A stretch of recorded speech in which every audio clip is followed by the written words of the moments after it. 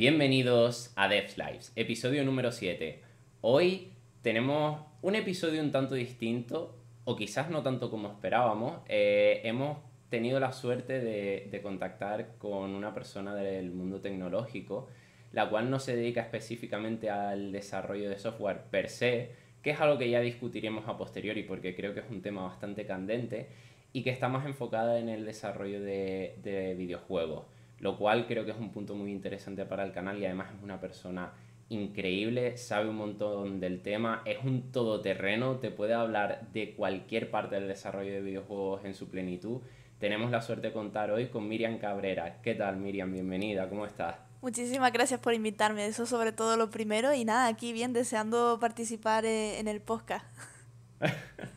Bueno, es bueno que estés por aquí porque como ya he dicho, eres una persona muy activa en el sector. En redes sociales se te conoce como Artemis, si no me equivoco, ¿verdad? Efectivamente. Y la verdad es que tuvimos la suerte de coincidir hace, wow, 3 años más o menos en un evento en Gran Canaria y desde entonces hemos tenido contacto. Y bueno, la casualidad que hace poquito nos encontramos y surgió el tema de conversar, que habían temas que estaban en el aire y deberían de salir a flote y fue como, oye, ¿y si? Entonces, bueno, por ahí van a ir un poco los tiros, Miriam. Como siempre hacemos en el podcast, lo primero es que, aparte de la intro, no hay nadie mejor para hablar de uno mismo que uno mismo. Así que cuéntanos un poquito quién es Miriam Cabrera.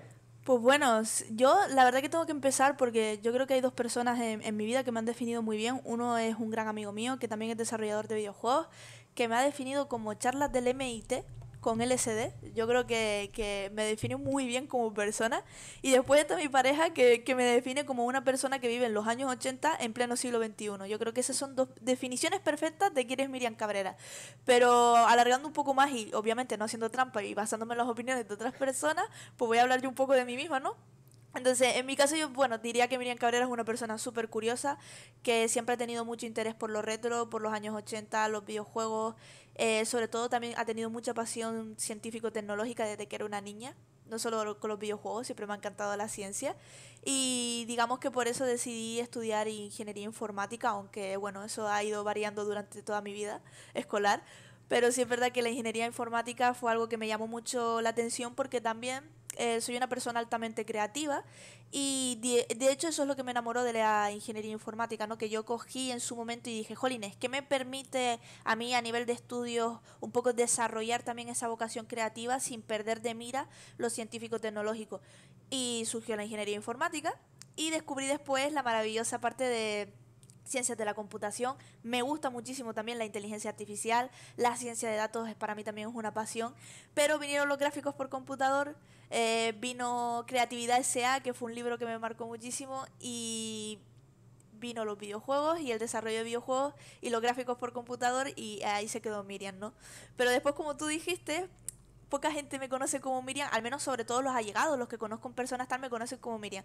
Pero digamos que Miriam tiene como ha tenido como una fase de alter ego que son como muy explosivos de lo que realmente es todo lo que he dicho ahora de quién es Miriam, pero condensado, como en dosis muy condensadas. Primero yo empecé haciendo streaming, siempre me ha gustado mucho divulgar y siempre me ha gustado mucho compartir el conocimiento de las cosas que tengo, porque creo que eso es súper importante, sobre todo en el sector del desarrollo de videojuegos, que hasta hace 10 años no se sabía ni por dónde se empezaba a hacer estas cosas. Entonces, yo empecé con un canal de Twitch que se llamaba Indispensable y bueno, pues Miriam pasó a llamarse Indie. ¿Vale? Todo el mundo me conocía por indie porque aparte de que soy una gran defensora de los juegos independientes, me dedicaba a jugar y a la vez que jugaba explicaba cómo se podía hacer tal cosa, cómo los desarrolladores o desarrolladoras habían abordado determinados aspectos del juego y demás, o me dedicaba sobre todo a explicar también diseño de juegos. Pero todo eso fue evolucionando y a día de hoy pues me conocen como Artemis y también es una parte muy importante para conocer a Miriam porque Artemis sale de mi libro favorito y una de mis pelis favoritas que es Ready Player One, que también me conoce mucho por poner charlas con ese tipo de títulos, ¿no? Muy enfocados a videojuegos. con muchas referencias y bueno, me enamoré enseguida desde que lo leí y la vi en el cine, me enamoré enseguida del personaje de Artemis. De hecho ella también hacía Twitch, se menciona en la peli, aunque en el libro no. Y claro, me sentí tan identificada con ella y aparte de que Artemis es la diosa griega de la casa y también es benefactora de las mujeres, entonces yo también soy una persona que lucha muchísimo por la figura de la mujer en el sector, tanto tech, porque al final me siento muy comprometida también con el sector tech, no solo por la parte de inteligencia artificial, sino porque estudio una ingeniería informática y me siento muy comprometida por conocer las nuevas tecnologías y conchale, mis compañeros y compañeras del sector, algunos se dedican a web, otros a ciberseguridad, etcétera. Entonces, pues me gusta mucho esa parte de ser activa en cuanto a la mujer, tanto en el sector tech como en el sector de los videojuegos, no solo a nivel de desarrollo, sino también como jugadora. Y por eso se me ha conocido mucho como Artemis. Ya después, pues bueno, pues en TikTok y este tipo de redes sociales y demás. Pero Artemis, digamos que es el alter ego más concentrado de lo que es Miriam. Es full 80, full retro way, todo es videojuegos. Si puedo, me levanto por las mañanas escuchando Everybody Wants to Rule the World o Jam de Van Halen. Y ese sería Artemis. Es full 80, full retro, full videojuegos, full conocimiento, full matemática y mucha ciencia. Y digamos que esa es Miriam, a pesar de tener Artemis y tal, esos son como digamos mis personajes en internet con más esencia de lo que soy yo, pero esa es Miriam, sí, una persona Las con mucha caras. creatividad y con muchas ganas de aprender de ciencia. Esos son las caras públicas, pero wow, la verdad es que, como bien dije antes, esta chica es un 4x4, o sea, es apasionante porque podríamos estar aquí horas y horas y horas y horas y salir enriquecidos, porque como bien dices, has pasado por un montón de facetas del desarrollo, no solo en la carrera, sino lo que has investigado después y tienes muchísimo de lo que hablar. Entonces, bueno, me gustaría hacerte una pregunta Sí, claro. y es, ¿cómo te inicias en el mundo de los videojuegos? No, es broma, es broma, es broma. No sé quién te Esta lo era... contesto. No, gracias. No, a ver, si quieres sí, pero ya te digo, es la típica pregunta que siempre se hace, pero justo fue el inicio de nuestra conversación porque es que siempre preguntan lo mismo y se queda ahí, ¿no? Charla de iniciación de... No, hay mucho más allá. Entonces, pues bueno, vamos a intentar de hacer un poco la semejanza, ¿no? Al final cuando estás trabajando en desarrollo de videojuegos, es desarrollo, estás desarrollando un software. ¿Cuál es, o sea, qué similitudes hay? ¿Cuál es el proceso de desarrollo de un videojuego? Vamos a ir un pasito más allá de quedarnos solo Me parece en bien. el arranque, en el inicio, que ya todos lo sabemos. Pero bueno, si quieres, puedes reafirmarlo. No, no, sí, sí, no, por esa parte no habría problema, pero sí es verdad que siempre está la discusión de el videojuego es arte, ¿no? Y eso lo dejamos para Twitter porque cada cual opina lo que quiera al final, ¿no? Pero sí es verdad que el componente, que el videojuego tiene un componente altamente creativo. Eso es verdad porque al final la parte artística que se desarrolla en videojuegos es súper bestia. Tienes animación, puede ser en 3D, tienes la parte conceptual de arte, es súper bestia a nivel de arte. Entonces pues dices tú, vale, esa parte creativa pues la tienes que considerar también a la hora de hacer ese software. Y si es verdad que en otros componentes, como a lo mejor en web, si es verdad que tienes una parte de diseño bastante importante también, sobre todo para la usabilidad del usuario y demás, pero no es tan potente como es la artística. En el arte, en videojuegos, por ejemplo, hay juegos como Gris, que el componente arte es brutal en el juego porque literalmente está todo el arte hecho a mano. No es, o Sí, sea, es una brutalidad. Entonces, quitando ese componente creativo y llevándolo más a la programación, sí es verdad que en videojuegos no tenemos lo que se conoce como product owner o product manager y lo llevamos tan enfocado a la metodología de Scrum o cualquier metodología ágil de Kanban. No, no suelen tener ese tipo de nombres tan directos como en ingeniería de software porque nosotros tenemos lo que es la figura de producción, productor o productora, que es lo que ¿vale? nosotros conoceríamos en ingeniería de software como un product owner, un product manager, por si lleva más proyectos y demás. Entonces nosotros lo referimos como producción. Es más, tú ves cualquier Mm, oferta y dices productor o productora para o productor o productora asociado. Te das cuenta que básicamente es un product manager o product owner. De hecho, muchos piden metodologías ágiles, ágiles. certificados de Scrum, Kanban y demás, o que las conozcas y las sepas. Es más, se usan sprint. Yo todo lo que he trabajado en videojuegos suele ser con sprint de 2 semanas, una semana, también depende mucho de las milestones del proyecto, pero todo lo que es esa parte y ese apartado se parece muchísimo a cualquier metodología ágil que podríamos utilizar en cualquier otra empresa tech para desarrollar cualquier otro tipo de software. ¿Qué pasa? Que también se le llama producción por ese componente creativo, ¿no? Es como producción de películas o producción de series por ese componente creativo audiovisual que tienen los videojuegos, ¿no? Yo siempre he creído que es por esa parte y demás. Pero en esa parte es muy parecido. O sea, de hecho las herramientas que solemos utilizar pues no dejan de ser Jira, siempre he usado Jira, o Hack and Plan, que es una herramienta muy parecida a Trello, pero es concretamente para desarrollo de videojuegos. O sea, tenemos ciertas herramientas para hacer esta parte de producción en concreto de desarrollo de videojuegos. Pero no deja de ser eso, Jira, Trello, cualquier otra herramienta que puedes utilizar en cualquier otra empresa de software que haga, o sea, web, aplicaciones móviles u otro tipo de aplicativos. Es totalmente igual. Se documenta muchísimo, igual que en otras ramas de software, es súper importante documentar. Bueno, Pues aquí sí, pero ojo, porque claro, nosotros en software tenemos la documentación sobre todo más a nivel de código, ¿no? Documentar el proyecto y tal, pero es que en videojuegos se tiene que hacer obligatoriamente, o eso se intenta. Hay empresas que yo me he topado con empresas que no lo han hecho y después ha sido un caos, y ahí entiendes por qué hay que hacerlo, pero muchas otras empresas sí que la han tenido, y es que el juego tiene primero una fase de preproducción, que es donde los artistas pues hacen a nivel conceptual cómo será el personaje principal, los enemigos, las personas que son narrative designers se encargan de escribir la historia, de terminarla, cómo va a desenlazar todo el juego, etcétera. Y después estamos los diseñadores o diseñadoras de videojuegos, que aquí también entraría yo, que somos los que nos dedicamos a hacer una documentación reglada, que es lo que conocemos en videojuegos como el GDD, el Game Design Document, aunque hay otros tipos de documentos, que recoge todo lo que es el juego.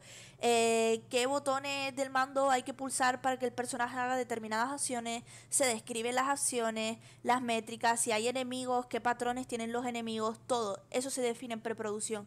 ¿Por qué? Porque después, basándonos en ese documento, empezará la fase de producción. Y ahí el productor o la productora cogerá y dirá, bueno, basándonos en el documento de diseño que nos han preparado el equipo de diseño, vamos a ver. Nos han comentado que el mapeado del mando tiene que hacer vamos a abrir una tarea de mapeado del mando, ya una vez, por ejemplo, ya las acciones del personaje están hechas, saltar, correr y caminar y disparar, imaginando que esas son nuestras 4 básicas, y dicen, ok, vale, pues ahora vamos a hacer el mapeado, porque el programador ha dicho, mira, las primeras teclas que se me ocurran, vale, pues simplemente para testear. Una vez tengamos testeado el feeling, digo, bueno, vamos a preparar esa parte que normalmente suele ser cuando haces porting y lo haces ya para el final. O bueno, nosotros tenemos también ciertos plugins que nos ayudan a mapear todo este tipo, porque cada mando es un mundo, ¿eh? El de Nintendo, claro, y el PlayStation y Xbox funcionan súper diferentes. Entonces tú pues usas una herramienta de esa, pero ya todo está documentado. Imagínate si yo cada 2x3 tendría que decirle al diseñador o diseñadora, en este caso yo como soy un perfil híbrido, pues o estar autopreguntándome, o no, o me ha tocado programar a mí esa parte y le pregunto a un compañero o compañera y le digo, mira, ¿con qué era el salto? ¿Con la X, cuadrado, el triángulo? No, creo que ahora viene mejor el triángulo. No, y en la documentación, ¿cómo lo pusiste? No hay documentación. ¿Y qué hago? ¿Me pego todo el desarrollo del juego inventándome cosas? Cuando es algo tan sencillo como ahora en este caso, que es bastante simplificado, vale, pero cuando estés haciendo el patrón de diseño de un jefe final, que tiene varias fases, que te las vas a inventar. Porque eso también repercute en las animaciones que te van a tener que hacer los artistas para X, o sea, si te dice que el boss tiene 3 estados y tiene distintas animaciones, si eso no está diseñado y eso no se ha hablado previamente y documentado. No, de hecho, cuando nosotros diseñamos el juego de Jay Ascension con Papas con Mojo Game, son 100 páginas de documento de diseño. Wow. Previo, que se hizo antes de empezar a tirar una línea de código. ¿Por qué? Porque necesitábamos centrar todo eso para yo después hacer la milestone y también hacer todos los hitos y después hacer todas las tarjetas por sprint. ¿Por qué? Porque ya lo teníamos todo súper definido. Los artistas eran como, vale, ya sé cómo es este personaje. Vamos a hacer ahora el modelado 3D. Ahora vamos a hacer, vale, nos han dicho que tiene acción de correr, caminar y disparar. Vale, pues ya sé qué animaciones tengo que hacer. Entonces, como estaba todo en esa Biblia, que ojo, que después eso se versiona y ahí también se modifica, no es inamovible, ya, no, preproducción, ya, la documentación está hecha. No, se coge y se modifica. Determinadas partes, hay partes que no se pueden tocar, por ejemplo, la cámara de un juego no se puede tocar, porque cambiarías el juego por completo. Claro. No podría ser una cámara así alejada, un third person, y que ahora me digas que es un first person, que es en primera persona. Es como, me has cambiado totalmente el juego. La Claro. jugabilidad me la has cambiado. Entonces hay cosas que no se pueden tocar, pero hay cosas que se pueden ir modificando. Por ejemplo, un enemigo, le puedes decir, no, ahora el enemigo pues también tiene un pequeño dash cuando se acerca el jugador. Bueno, son cambios Mm, menores que se pueden paliar bastante bien. O, al contrario, recortar. Mira, el claro. enemigo, vamos a hacerlo estático. Que no se mueva. Que dispare, pero que en estático. Y recortas esas animaciones que recortas, programación que recortas, etcétera. Entonces, para nosotros también es súper importante documentar. De hecho, yo he documentado muchísimo, muchísimo, pero exageradamente no te puedo decir cuántas páginas. De hecho, el último juego que he estado participando, fácil, solo en diseño de niveles, he podido documentar más de 80 páginas, solo de mis niveles, porque son necesarias para, uno, para que QA pueda testear Mm, sin estar preguntándome constantemente si se queda atascado. Y dos, para que arte sepa cuáles son mis intenciones a la hora de diseñar el nivel. claro. Entonces eso es Shu. súper importante. Sí es verdad que me he dado cuenta que cuando yo he estado trabajando en otro tipo de desarrollos, por ejemplo, realidad aumentada, que al final no deja de ser aplicaciones móviles, documentación poca. Pero cuando he estado haciendo juegos, sí que como que la documentación está bastante presente. En Sí. eso, al final, la ingeniería de software también aboga un poco porque haya documentación.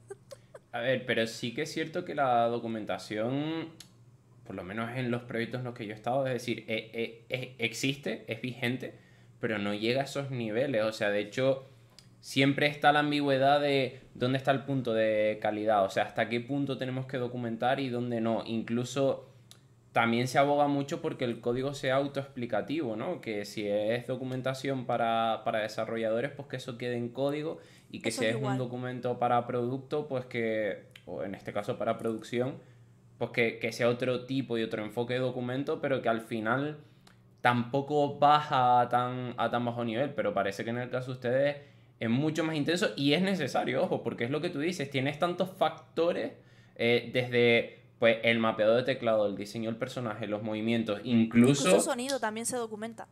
claro, y el cambio de las plataformas que tú decías, lo estaba pensando, tú dices el mapeo del teclado, claro, pero es que muchas veces en los juegos cuando tú interactúas te dice pulsa X. Pulsa cuadrado y tú dices, vale, pero es que en Xbox no hay X y no hay cuadrado. Bueno, hay X, pero no es X, es A, B, Y y X. Entonces es como, ostras, ¿sabes? Ese tipo de cambios también tienen su complejidad, no solo a nivel visual, sino de mapeo de lo que estás haciendo, ¿no? Claro, al final también la documentación es porque afecta al equipo entero. Entonces, afecta tanto al apartado de arte como de diseño de videojuegos, como de programación, producción, música también. Porque al final es lo que te digo, si tienes que preparar a lo mejor, hay 9 escenarios diferentes en el juego, ya estás predispuesto a pensar, oye, pues habrá 9 pistas diferentes para cada tipo de escenario. Eso lo tiene. O por ejemplo, te viene el músico, la música y te dice, bueno, cómo son los personajes. Imagínate que los diseños todavía no están puestos en juego, simplemente tienes algunos modelos y tal, y dices tú, bueno, tienes estos modelos 3D y estos conceptos y tal.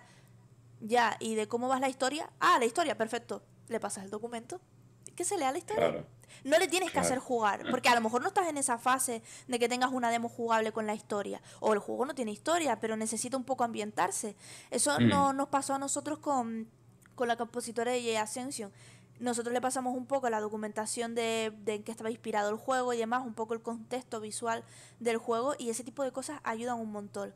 Pero después está la documentación técnica, que es lo que tú dices. Al final este documento de diseño es un poco para saber más a producto, qué es lo que implica tu producto y qué es lo que necesitamos a unir todos, codo con codo, para sacar esto adelante. En documentación técnica es una brutalidad. O sea, yo creo que en videojuegos se usan muchísimos patrones de diseño. Muchísimos. O sea, es como nuestro día a día utilizar patrones de diseño. Más que nada porque también los videojuegos son extremadamente optimizados. Claro, En PC te lo tira todo, el ordenador te lo come todo, o sea, eso tira para adelante.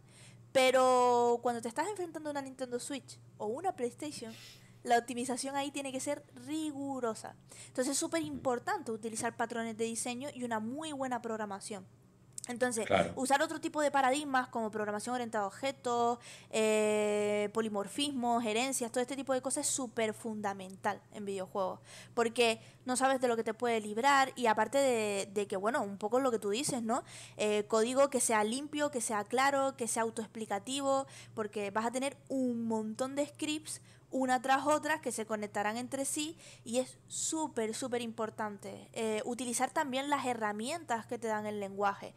Por ejemplo, en el caso de César es súper indispensable usar namespace. ¿Por qué? Porque así encapsulo qué scripts van en una cosa. Si tú me estás haciendo unas scripts de, por ejemplo, del sistema de tienda, ¿vale? Me pones a lo mejor el namespace del juego, mm, Super Mario punto y me pones shop y ya sé que todas las scripts de shop estarán en el mismo namespace y las de character igual. O sea, tener ese tipo de rigor es súper importante. De hecho, en las empresas que yo he trabajado hemos tenido pues eso, unas guidelines de vamos a intentar programar todos igual para también optimizar nuestro tiempo y que sea lo más explicativo posible.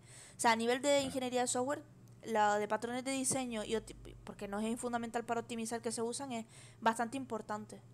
Claro, ahora justo que lo estabas diciendo, voy a dar un leve salto y volvemos al tema del código, porque con todo lo que estás diciendo y optimizar el tiempo, las deadlines, o sea, no es como en un proyecto de día a día de desarrollo de software donde, a ver, está claro que tienes deadlines y que es para esta fecha, pero no se puede comparar la complejidad que hay en el ámbito de, oye, pues hay que hacer una plataforma web o un sistema a decir hay que desarrollar un videojuego en este tiempo que generalmente entre edición y edición suele pasar, pues si son juegos anuales, un año.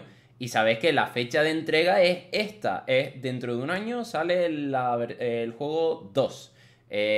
Y antes de eso tienes que pues, tener tu fase beta, probarlo y demás. Aparte del tiempo que te quite cuando hayas sacado la versión uno, actualmente se sacan muchos parches correctivos. Entonces como que tu tiempo de desarrollo es muy corto y tu deadline está súper clara y es inamovible. O sea, porque marketing está ahí. O sea, ¿cómo se gestiona eso de las timelines? Porque tiene que ser muy estresante. Yo considero que para mí no podría. Es bastante interesante y bueno, de hecho es donde se usa el término tan famoso en el sector del videojuego que es el término del crunch, ¿no? Que es hacer largas jornadas laborales, estamos hablando de 80, 90 horas a la semana, para poder llegar a la deadline, porque llega un punto que son inamovibles, o sea, si eres una empresa como Nintendo que te lo puedes permitir porque tienes tu base y a Nintendo le da un poco igual los fans, ¿sabes? En plan, oye, el juego yo quiero que sea un juego con calidad y tengo unos compromisos con mis trabajadores, pero hay muchas otras empresas, por ejemplo, se sabe que Cyberpunk sufrió un crunch bestial y muchas veces se llega con esa deadline. Después están los juegos indie, que hay estudios que hacen también mucho crunch y otros que se lo toman a mi ritmo. Por ejemplo, están los de Hollow Knight que no han querido enseñar nada. ¿Por qué? Porque se lo toman a su ritmo. Entonces eso depende mucho. ¿Por qué depende mucho? Las deadlines pueden estar fijadas por varias cosas. O sea, marketing es imprescindible para vender el juego. ¿Por qué? Porque el público ahora mismo de los juegos, que son la comunidad gamer o jugadores, como lo quieras llamar, yo prefiero jugadores o jugadoras o enviciados o enviciadas. Entonces, las cosas como son. Es muy clásico. A mí el término gamer no me simpatiza mucho. Eh, Son muy exigentes. Y pueden ocurrir cosas muy feas como la review bombing. Que es básicamente que el juego esté medianamente bien, pero se les atraviesa un cable, se ponen de acuerdo y te bombardean el juego a cero y Claro. que te rompen la visibilidad en la tienda. Entonces, te pueden ocurrir cosas muy desagradables, incluso, por ejemplo, también la productora de Animal Crossing, que ahora mismo yo es que soy malísima para los nombres, se quitó sus redes sociales por amenazas de muerte. Puede pasar de todo en el sector del videojuego. Entonces, Voy a hacer el disclaimer y decían que Animal Crossing plantar y eso no hacía nada de daño, es súper pacífico. Sí, sí, sí, sí. Sí, pues la sí. señorita no tiene redes sociales precisamente por el acoso que ha sufrido debido al último Animal Crossing, que es el New Horizon. Y Mm. Incluso ha llegado a amenazas de muerte y por eso ha dicho chao pescado. Entonces, tienes esa deadline súper marcada por los jugadores. Súper importante. Después tienes otra deadline marcada con la tecnología. Si mañana sale pues la Nintendo Switch nueva, adaptárselo. Y esa deadline seguramente se tenga que mover o no. No la quieras mover porque quieres empezar a inicio de consola y te pegas un tiro y vas corriendo, adaptando tu juego a la última tecnología. Después tienes otra deadline con el publisher. En videojuegos normalmente existe la figura de editor o editora de videojuegos. Normalmente son empresas de publishing porque uno no tiene pasta. Entonces, ¿qué hacen las empresas de publishing? Oye, mira, yo por un determinado porcentaje te voy a financiar el juego.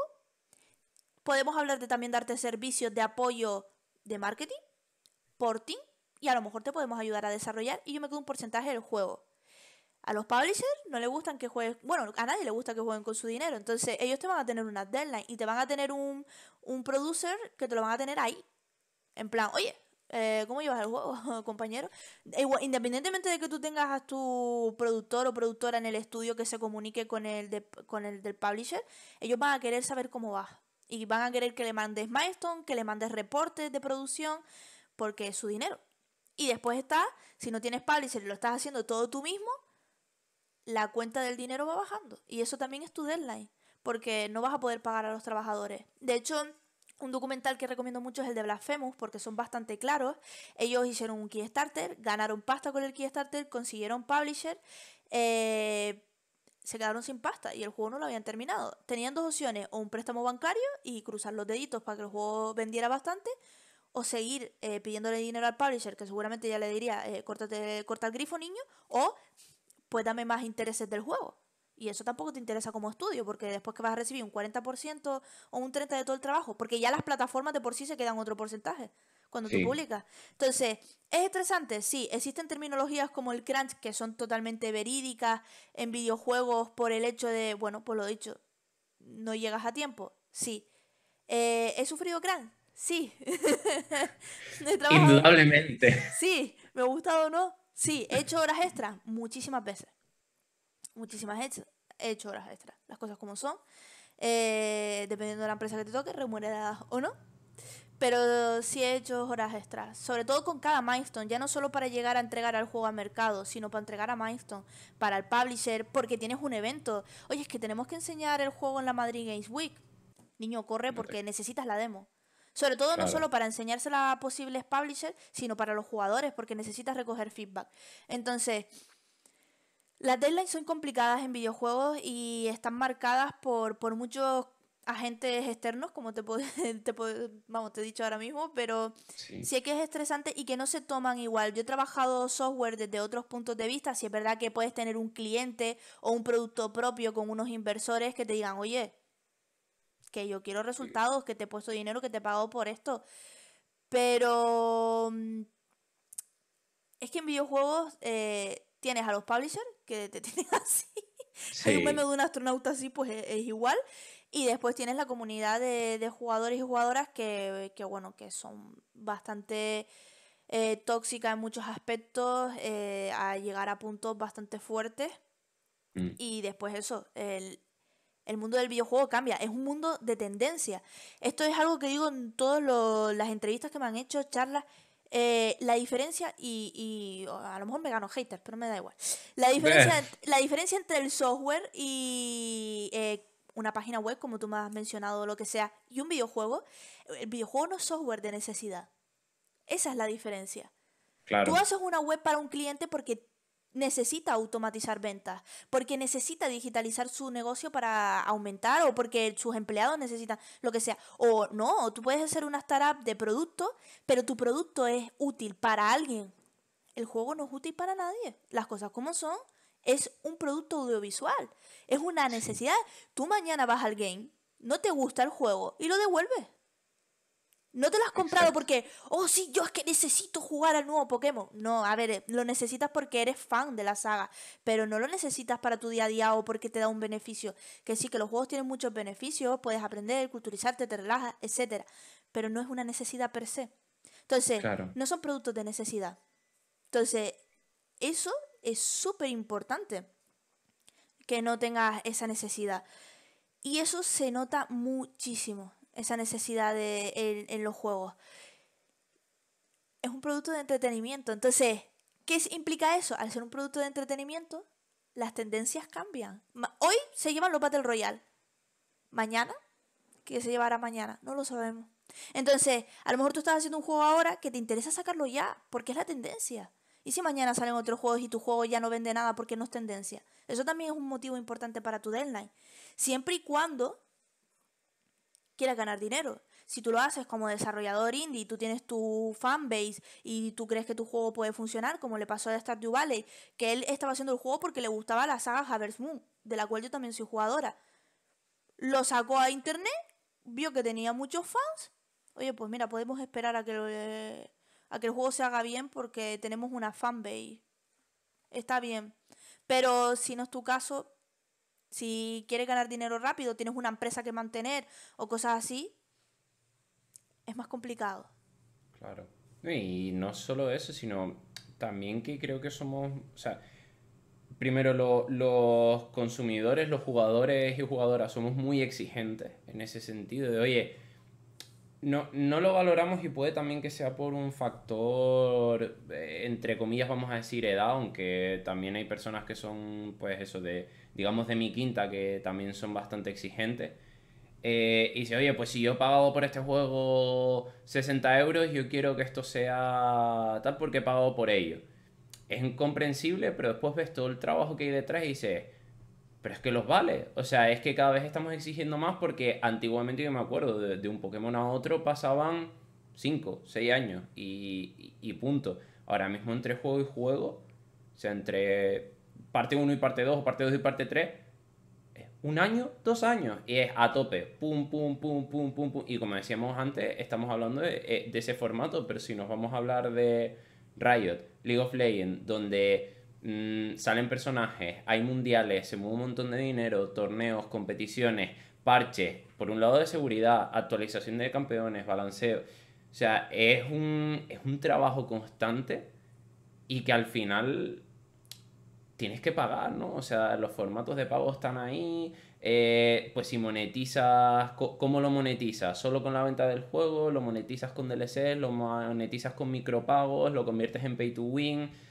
Es muy complicado y también es una forma que los jugadores nos quejamos, pero de alguna forma se tiene que compensar también el crunch que los desarrolladores y desarrolladoras de videojuegos sufren todos los días, ¿no? Porque ahora me lo estás contando y creo que empatizo muchísimo más. O sea, yo siempre he sido un poco quejica con eso, es decir, chus, es que los juegos cada año suben 10 20 euros, ¿sabes? Yo me acuerdo de ir al Toys R Us cuando era pequeño con mi madre y comprar un juego por 5.000 pesetas, que eran 30 euros aproximadamente, y ahora te ves un juego de la Play 5 y son 60 70 euros. Pero claro, el trabajo que hay detrás es muchísimo más grande.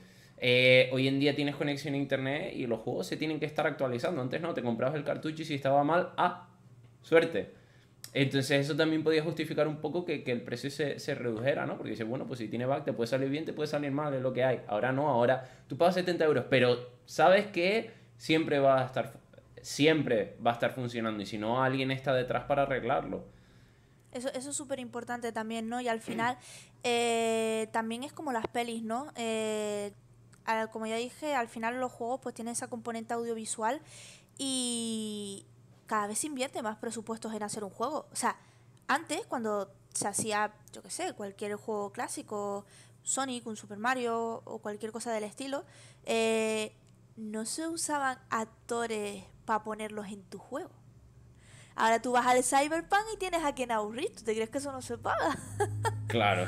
Entonces, claro que es normal que los videojuegos también hayan subido de valor por el simple hecho de que se invierte más presupuesto en hacer determinados juegos. Antes no existían ese tipo de componentes. O sí, vale, sale un artista famoso, Michael Jackson, juegazo, Moonwalker, un juegazo. Pero Michael Jackson estaba en pixelar. O sea, no es lo mismo, no has digitalizado, no has puesto al Claro. actor a interpretar líneas y lo has digitalizado con un sistema de cámara. No has tenido que pagar para Claro. tenerlo ahí, simplemente te ha cedido su imagen, que tú pagarás Y, por ella o no. Y ojo, cuidado, ya no es solo, porque cuando lo diseñas tú te puedes permitir el lujo de decir, bueno, pues si no encaja así porque el desarrollo, el diseño, el modelado, pues conlleva mucho desarrollo, es muy trabajoso, lo puedes adaptar un poco. Cuando coges una persona, es lo que es. Y como le pongas la nariz más grande, las orejas más pequeñas, un lunar Comunidad donde no gamer, va. así, a los jugadores y jugadoras. No, es que tal. No lo hicieron con el Sony feo. Sí, sí, sí, sí, sí, sí, sí. Pero es que hay. Es que yo soy fan de Sony de siempre y No, yo cuando lo vi también. fue. Este No, no es mi Sony, pero ¿qué me hicieron? Sí que es verdad que la gente se pasa. Se pasa, pero. Pero sí, sí. es que ahí también empieza lo que es la línea de la crítica constructiva y la crítica destructiva, ¿sabes? Cómo te puedes dirigir a un desarrollador o desarrolladora de videojuegos y decirle, oye, mira, cambia esto tal. Hay ¿Crees formas y formas. que el perfil de la edad es un factor?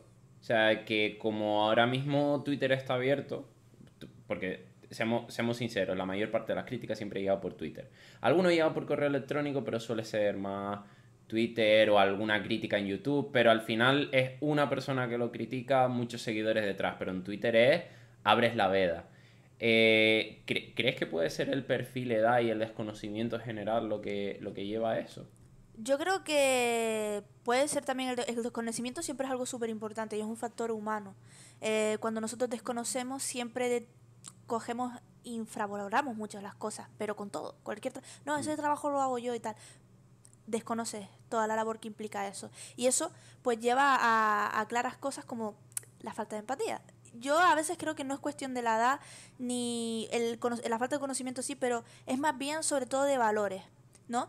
Pues porque yo siempre he dicho que la empatía es como un músculo, si no la practicas, no lo tal, se atrofia. Y yo creo que hay mucha falta de empatía, ¿no? Por parte de las personas y también un poco el dinero, ¿no? El tema de esa cultura capitalista. No, yo he pagado por esto y es mi dinero. No, Claro. también piensa tú en las personas que tu dinero sí que son sueldos, son personas las que están detrás. Todo radica en eso, en la empatía, la falta de conocimiento, el no querer informarse. Y seguramente habrá personas que aunque se informen del tema, dirán, pero yo quiero el juego y yo voy a pagar por él. Házmelo. Sí. Y dices tú, pero necesito comer. Eso me ha pasado mucho en... yo tengo compañeros que se dedican pues también a creación de contenido y conforme al desarrollo de videojuegos han sacado juegos y aún así a la gente le parece mal, pero ¿por qué sacas tu juego a ese precio? ¿Qué tal? Y es como, ¿tú te has dado cuenta de que esa persona ha hecho todo solo y lleva 5 años desarrollando su juego? ¿Cómo puedes decir eso? O sea, ya te das cuenta de que no es solo la edad, es la falta de valores que tiene la persona Mm. para tratar a los demás. Y ahí radica muchísimo en cómo se trata. Yo quisiera ver a esa persona a lo mejor en una cafetería, cómo trata un camarero o una camarera. A lo mejor ya el problema lo lleva a todos aspectos de De su vida. base. Mm. Sí, y pasa mucho. O sea, ya también por llevarlo por un poco por el lado de las mujeres del sector, o sea, por ejemplo, el último juego, el Horizon Zero Dawn, Sí. no, es que Eloy, ¿cómo puede lucir tan fea? ¿Cómo puede ser? Sí, señor, es que le vamos a poner un maquillaje a la muchacha para que esté corriendo por el bosque detrás de monstruos. Claro, O es sea, que es no. una falta de empatía y de valores culturales y de valores como persona, como individuo. Mm. Y seguramente también haya chicas que tengan ese tipo de comportamientos, pero sí es verdad que lo que yo me he topado son todos hombres. No, Lo es siento que lo así, diga, es pero así. la cosa es una realidad, es una realidad. O sea, todo lo que yo me he topado, malos comentarios, siempre suelen ser chicos. Sí, Nunca me ha pasado encontrarme una chica con esa actitud. ¿Algún comentario en Twitter que yo pueda deducir que la cuenta sea por parte de una mujer? Que a lo mejor si haga un comentario de, no, yo he pagado por este juego tal, una falta de valor, pero es que normalmente también suelen venir por parte de los hombres. claro, la cantidad es... También es verdad que hay una parte de proporción, ¿no? O sea, no... bueno, cada vez se va balanceando más, ¿no? ¿No? Ha salido actualmente el libro blanco del videojuego Ujú. por parte de DEF, que es la Asociación de Desarrolladores Españoles de Videojuegos, y AEBI, que es la Asociación Española de Videojuegos. En España hay un 52% de hombres jugando y un 48% de mujeres. Es que está casi igual. Wow. Ya, buah. Pues, a Está ver, casi sí que es igual. verdad. Yo te hablo también un poco de, Desde el no a conocimiento. día de Sí, hoy, sí. sino desde Pues obviamente. yo he hecho cuenta para atrás porque sí que es verdad que mi faceta de jugador, jugadora, pues la tengo un poco ya más obsoleta, ¿no? Por falta de tiempo, no por ganas. Si fuese Sí, por mí. sí, a mí me pasa igual. De hecho, ya te estuve contando antes historias que no sé si en algún momento las llegaré a decir en el podcast. Ya se verá a ver cómo desencadena esto. Pero sí que es verdad que no tengo tanto y la percepción que tengo es eso, es de cuando hablaba más con gente que jugaba, entonces siempre tengo esa percepción de yo con mi grupito de amigos jugando y Mm, en el grupito pues no habían chicas, pero no habían chicas que jugasen, siempre era como, bueno, nosotras nos vamos a dar una vuelta al parque y quédense ustedes ahí jugando y ya está, ¿sabes? Y eran a lo mejor las tardes, estábamos juntos un rato, nosotros nos íbamos a casa de un colega, jugábamos, se iban al parque, volvíamos, damos una vuelta, ¿sabes? Yo qué sé. Entonces, dentro del grupito de amigos, pues no habían chicas que jugasen. Sí que es verdad que ahora que lo estás diciendo, y más con documentos, pues es verdad que haciendo retrospectiva ahora digo, oye, pero es verdad que prácticamente todas las chicas que conozco que están dentro del círculo de amigos, pues es verdad que juegan y hemos jugado juntos, pero como que siempre tienes ese insect sí. ya puesto de... Pues tienes mucha razón, sí, sí, sí, sí, sí. Pasa muchísimo. Yo creo que es eso por la cultura que tenemos asociada y arraigada, ¿no? A nuestros comportamientos y demás. Pero sí, ahora mismo yo lo asocio siempre a eso. Valores como ser humano y sobre todo cultural. Muy cultural. Mm. Joder, qué pasada. Bueno, pues esperemos que poquito a poco, aunque sea este podcast, ayude un poco a empatizar mejor, porque ya te digo, yo ahora en lo que hemos estado hablando lo he ido sintiendo en mis propias carnes y diciendo, chos, es que me cogería mi de hace, sin ir muy para atrás, de hace 2 meses y decir, colleja, ¿tú sabes el curro que llevan detrás de esto? Pues igual 60 euros no es tanto para todo lo que hay detrás, o sea, pero claro, al final es lo que tú decías, es un lujo. Es decir, Hmm. juegas porque quieres, no porque lo necesites. Si no juegas, Es nadie se va a morir. entretenimiento. Tú tienes la suscripción al Netflix. Mañana te aburre Netflix y la quitas. Claro, Y en un juego es efectivamente. igual. O sea, ahora por ejemplo hay una polémica muy fuerte. Los desarrolladores y desarrolladoras indie pues no tienen muchos recursos y a lo mejor hacen juegos cortitos, 2 horas, cosas así. Hmm, Y Steam tiene un sistema de que si tú juegas 20 minutos al juego y no te convence, lo devuelves. ¿Qué pasa? Que tiene como un máximo de horas que puedes dedicarle al juego y lo devuelves. hmm. Hay gente hay indie dev que han cogido, han desarrollado un juego que dura poco tiempo, se lo han jugado entero y han hecho devuélveme mi dinero. Y ese tipo No. de cosas las intentamos pelear cada día de decir, no, por favor, no hagan esto. Claro, No es hagan que esto la que es mi tiempo. sociedad. Y evidentemente también hay que luchar para que, lo siento que lo diga, de la misma forma que dices tú, oye, voy a pagar 60 euros porque el juego lo vale, o 30 euros que vale un juego indie, o el Hollow Knight que lo compras a nada, el Stardew Valley a 13 euros en digital, Hmm, lo voy a comprar. Estar totalmente en contra de comprar loot boxes, de comprar DLCs, micropagos que sabes que van con la intención de seguir embolsillando más y más dinero por determinadas compañías como Electronic Arts. O sea, hay que saber un poco de tener conciencia como consumidor y consumidora, hmm. porque eso también nos afecta a nosotros. Nos Sí, afecta muchísimo a nosotros, porque ahora nos vienen ofertas de trabajo, no, ¿quieres trabajar en este juego tal? No, no, yo no, éticamente yo en un juego que tenga loot boxes, yo no voy a trabajar. claro. Hay Pero un los factor consumen. adicción. Claro, hay un factor adicción ahí que es muy importante y probablemente quien nos esté escuchando y viendo, pues ojalá no lo haya sufrido, pero Pero que no. conozco de casos muy cercanos donde se ha llegado a un punto de adicción y gasta, gasta, gasta, gasta, gasta hasta el punto de cojo la tarjeta de alguien que no es mía, paso por caja y puff, y eso ya empiezan a ser problemas serios, entonces... Uf, es jugar. O sea, es un tema complejo. Ya estamos. Lo que te digo, no estamos. O sea, es que es un campo Es enorme. súper amplio. Es enorme. O sea, puedes empezar en un extremo, ir al otro, volver y. Sí, Es muy complicado el sector del desarrollo, el cómo influye en las personas. Pero bueno, también otra de las cosas que hablábamos es que al final decimos que es algo que es por... mm, que es un lujo, que juegas videojuegos porque quieres, pero también es verdad que el desarrollo de videojuegos no puede limitarse solo ahí, sino que tiene un montón de aplicaciones científicas que no se están llegando a explotar tanto como podría ser. Es decir, al final podría ser un escenario más idílico, ¿no? Donde tú dices, oye, mira, pues todos estos mundos que estamos creando de forma digital pueden ser escenarios que tienen sus motores físicos, tienen sus inteligencias artificiales, que te pueden ayudar a comprobar y te pueden tener ciertas aplicaciones no solo no solo lúdicas, sino científicas, de investigación, de cuidados, de salud mental, ¿sabes? Que puede tener muchas más aplicaciones y creo que eso no se está explotando lo suficiente. Por supuesto que sí, es más, de hecho, para empezar, es como que la gente, sí, es normal.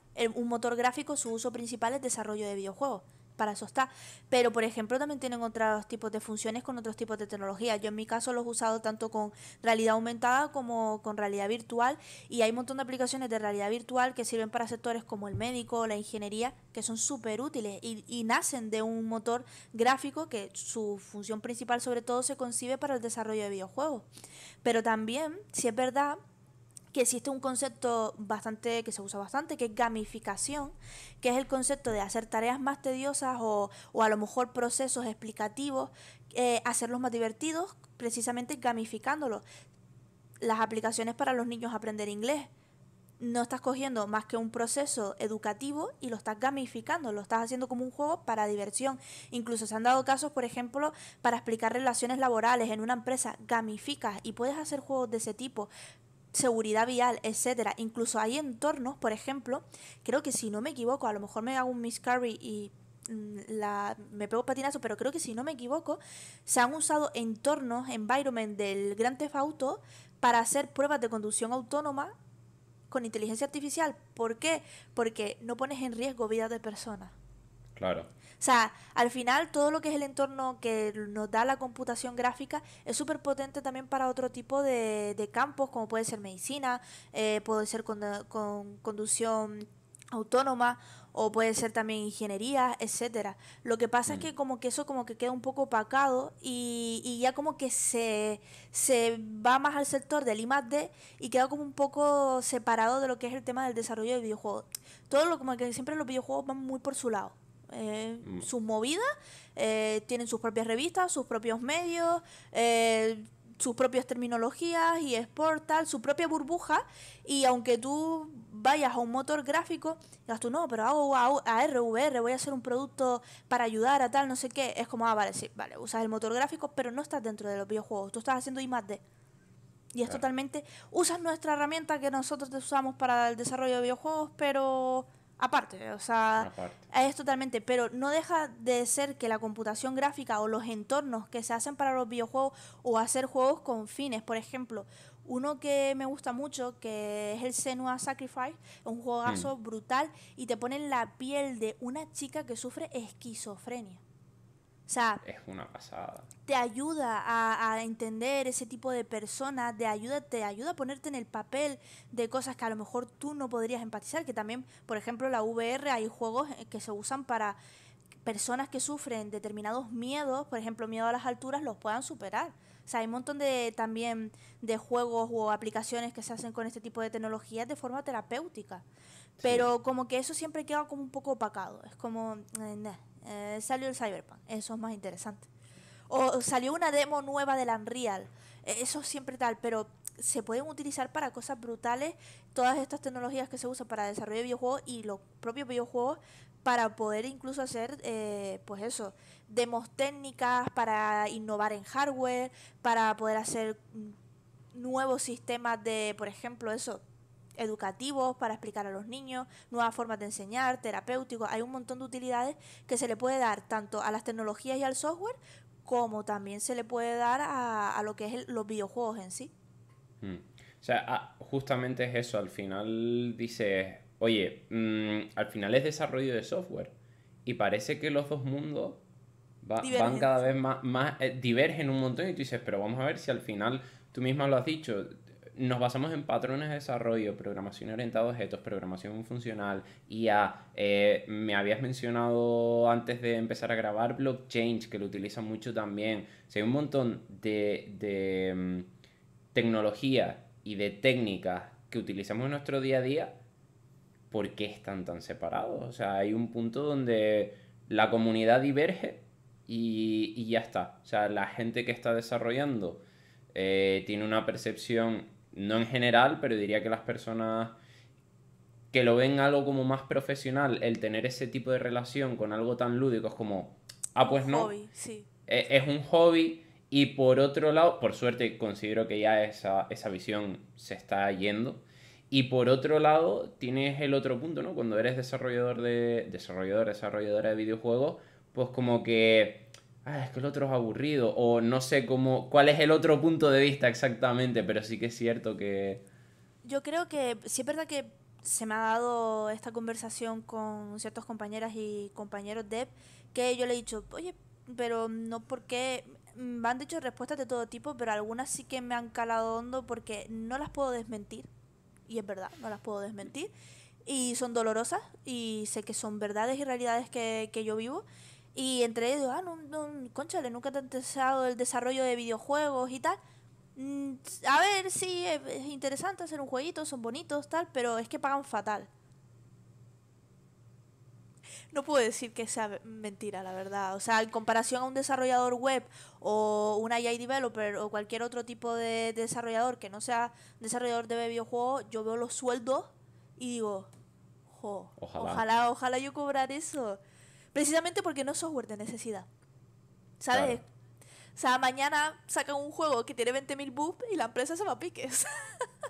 Y eso no lo puedes Sí, prever, o sea, es muy, muy complicado, ¿no? Tiene esa componente, como ha pasado también con películas en el cine, que no recaudan mucho y a tomar por saco la carrera de un actor o de una productora o lo que sea. O sea, ha por pasado. eso O mismo, una sí. saga.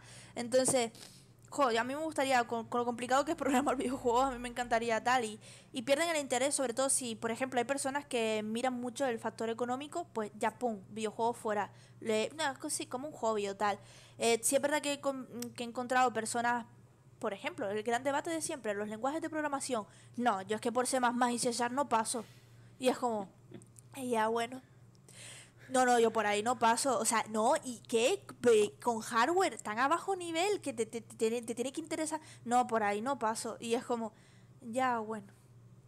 Y Bueno, a ver, lo entiendes que a lo mejor te da, no, o sea, yo tengo también mis propias FOS, no sé, con PHP y ese tipo de lenguajes más así para web, ojo, que yo empecé desarrollando web y me tocó empezar con Laravel, ¿vale? Y con Symfony, o sea, con PHP, sí. y es que le tengo un asco que yo no entiendo, o sea, a mí me mencionan el tema y digo, sí, qué guay, para ti, porque para mí. Entonces, yo entiendo que a lo mejor hay personas que, bueno, que digan después, no, el lenguaje de programación no me interesa. Hay personas que me han dicho, es que es muy tedioso. O sea, eso de que no solo tengo que aprender a usar un IDE, no solo tengo que aprender a usar plugin y assets, que es para que nosotros lo que no conocemos como framework, encima tengo que aprender a utilizar un motor gráfico. Y de encima todos los motores gráficos son diferentes. Y encima, Y ojo, eso, que después hay empresas que tienen sus propios motores gráficos que no son públicos, que tú llegas a una empresa y te dicen, por ejemplo, Ubisoft tiene su propio motor gráfico. Llegas y dices tú, no, yo uso usar Unreal y Unity, que son al final, tienen sus lo versiones más... libres y tal, y tú puedes como usuario cogerlas y tal. Pero llegas a esa empresa y dices, no, no, nosotros tenemos nuestro propio motor gráfico en C++. Y dices tú, Ostras. yo, qué bajona. Bueno, ahora entiendo muchas cosas y por Entonces, qué me enfado con Ubisoft, vale. claro, entonces, entonces hay como muchos motivos, ¿no? Pero al final yo creo que es un mundo interesante que te puede aportar un montón, que hay un montón de conceptos de la informática que los aúna el desarrollo de videojuegos. Si te dedicas a hacer juegos multijugador, la ciberseguridad está de por medio súper importante, el tema DevOps también, el tema de Mm, automatización, la gente que le gusta automatización, jolines, yo para automatizar... el sacar ejecutables del juego, que es lo que le llamamos las builds, cuando tienes que estar testeando y haciendo QA, tienes que sacar builds cada 2 por 3 arreglando errores. Yo automaticé eso con Jenkins. O sea, no utilizamos otras tecnologías que no es que es utilicen lo en otro tipo de mismo. desarrollo. O sea, lo que pasa es que a lo mejor las llevamos a un nivel o a una comprensión diferente porque lo necesita, ¿sabes? Lo Claro. necesita el desarrollo de videojuegos, pero que en base no deja de ser lo mismo y y creo que pueden también aportar otras soluciones o otros puntos de vista súper interesantes. A mí me ha pasado de, por ejemplo, en videojuegos utilizamos mucha programación orientada a objetos, es el paradigma que más se usa, pero también dicen que un paradigma que está revolucionando ahora el videojuego que no se está usando porque, por ejemplo, Unity tiene C# y usa programación orientada a objetos Y ahora quieren sacar Unity Dots, que es mucho más potente, que usa el paradigma de entidad componente, sistema de entidad componente. Vale. Que se usa, que si no me equivoco, se usa bastante en web. Sí. Está mejor ejemplificado en web que en videojuegos. Entonces, porque yo no me puedo basar en desarrollo web para aprender un concepto y después trasladarlo a videojuegos. O sea, es súper importante, ¿no? Beber de otro tipo de tecnologías o de desarrollos para poder enriquecer el tuyo propio. O sea, a mí me parece súper importante eso y creo que el desarrollo de videojuegos tiene muchísimo que aportar, sobre todo a nivel gráfico. Usamos muchas mates, o sea, sé que hay mucha gente que también me ha dicho, no, no, por favor, matemáticas no, pero jolines, es súper interesante y que puede también revolucionar y que se pueden aunar con otro tipo de aplicaciones que está súper guay. Y sé que a veces como que es un repudio así o no sé, o también la información del desarrollo de videojuegos, ¿no? Yo entiendo también que haya dev que no le gusten los videojuegos y que por ende no le interesa el desarrollo de videojuegos. Totalmente comprensible, totalmente normal, pero jolines, creo que, no sé, al menos por cómo soy yo, soy una persona que me gusta conocer de todo un poco e informarme de qué se cuece en el sector tech, porque también lo considero mi sector. O sea, por ejemplo, hablamos de desarrollo de videojuegos, pero uno de los perfiles más buscados también en desarrollo de videojuegos es el programador o la programadora de tools, de motores gráficos, de herramientas para expandir motores gráficos o expandir software de animación 3D o de diseño 3D. Eso es Python. O sea, eso es a lo Y, mejor C++ o tal, pero jolines, que es súper interesante. O sea, al final están creando software de escritorio. Yo conozco muy pocas personas que se dediquen al desarrollo de tools en videojuegos y me parece también un mundo súper interesante. Pero también es un poco como que el estigma, porque ese estigma lo he tenido yo y lo hablo abiertamente con toda la sinceridad del mundo de decir, menudo coñazo. Paso de aprender lo que está haciendo eso es del mundo más recóndito de los dev. Eso no es guay, eso es de encuevado ya, de que le gusta, ¿sabes? Y no, eso no. No hay que ser elitista. Todas las tecnologías son válidas y creo que todo nos puede aportar algo. Yo esa etapa la abandoné. No, la acojo como parte de mi aprendizaje como desarrolladora. La abrazo, pero no quiero ser esa persona nunca más. Precisamente claro. porque quiero aprender y creo que lo más bonito que tiene nuestro sector, el tech, es que puedes aprender un montón de cosas y que está en constante evolución y creo que los Mm. videojuegos son interesantes. Y de todo el mundo. Sí, sí, sí, estoy totalmente de acuerdo. De hecho, estoy en el mismo punto. Yo creo que hay un punto donde hay que decir, oye, yo puede que haya pensado esto en el pasado, pero a día de hoy el escenario no es ese. Yo, por ejemplo, hablábamos en el primer podcast con Dani Ramos que yo al principio ya va, ¿qué es esto? Toda mi vida he estado trabajando en ello. Y no es que por trabajar en ello haya dicho, pues ahora sí. No, simplemente está ahí, le cogí manía en su momento por X condiciones y ya está. PHP al principio soy el rarito, al principio me gustaba y con el tiempo he visto que no es que no me guste, pero no es mi solución por excelencia, ¿no? Pues al final cada persona va teniendo sus sesgos, pero no por ello puedes descartar cosas. Yo ahora mismo estamos hablando tú y yo, estoy aprendiendo un montón de cosas, es una barbaridad, ¿sabes? Y me está dando también un punto de vista, no solo a nivel técnico, sino también de soft skills. Y volviendo por ese lado, cuando estás desarrollando un videojuego, que creo que es la parte más complicada, también tienes que estudiar mucho con respecto a lo que estás diseñando, igual que cuando estás haciendo una aplicación de pues, un servicio web o en la nube sobre, yo qué sé, una inteligencia artificial del cuidado de la piel o de la gestión de los contenedores de los barcos y de los movimientos marítimos o de los terremotos. Al final acabas entrando ahí acabas aprendiendo esa cultura para poder implementarla. En el sector de los videojuegos es lo mismo. Si vas a hacer un videojuego que se basa en un ambiente con una cultura, yo qué sé, Assassin's Creed, tienes que Total. empatizar y tienes que conocer y es muy enriquecedor. Es más, de hecho, el último caso, el último juego que he estado trabajando, este actual no porque tengo una idea, pero en el último sí, que se llama Terracota, es un juego que me apasionó trabajar en él, porque claro, Terracota, los guerreros de Terracota.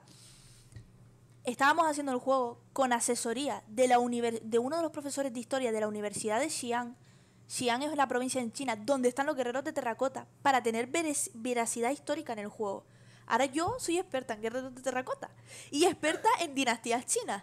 De hecho, en la dinastía donde se hizo los guerreros de terracota, el emperador Qin Huang creo que es, o algo así, no existía la pólvora. Nosotros asociamos la China a la pólvora. Entonces, por ejemplo, en el juego no podíamos poner armas, por ejemplo, que los personajes tuvieran habilidades de fuego con pólvora porque en esa época no existían. Entonces, Sure. yo me... Es que eso también te hace que dependa un montón Es del súper juego y que descartes interesante. ideas. Sí, sí, Que sí, sí. inicialmente dices, vamos a hacerlo así, tú dices, no. No. Y nos vino el profesor, no. Históricamente la pólvora en esa época, en esa dinastía, no existía. Aunque sí es verdad que es invención de los chinos, pero no. En esa época no. Así que quítalo del juego. Y era como, vale. Sure. ¿Sabes? Es súper interesante cuando hace juegos de ese estilo. De hecho, hice un juego que tampoco puedo hablar por NDA porque todavía no lo han anunciado y me da mucha rabia porque tengo muchas ganas de que anuncien ese juego. El juego tiene un sistema de economía súper importante. Es un juego tipo Tycoon. Pero es que es tan realista la economía, tan realista, que yo aprendí cómo funcionaba el mercado de acciones de venta de empresas. O sea, yo no sabía cómo era eso, pero claro, después me dicen, tienes que programar esto y tiene que funcionar así. Y además, enseñan gráficos que yo decía, que el juego tiene gráficos también. Gráficos, yo no hacía gráficos desde que hacía ciencia de datos, ¿sabes? O sea, hice gráficos en un juego y me vino súper bien saber ciencia de datos y saber hacer programación funcional para poder hacer secuencias para poder, sentencias de SQL y poder coger todos los datos que me estaba aportando el juego en esos momentos y hacer gráficos que era como, esto no es ciencia de datos, pero videojuegos, es brutal cuando haces ese tipo de cosas y dices tú, pero es un juego. Pero está simulando un sistema real. Claro, Y es que ahora pues también se da acciones.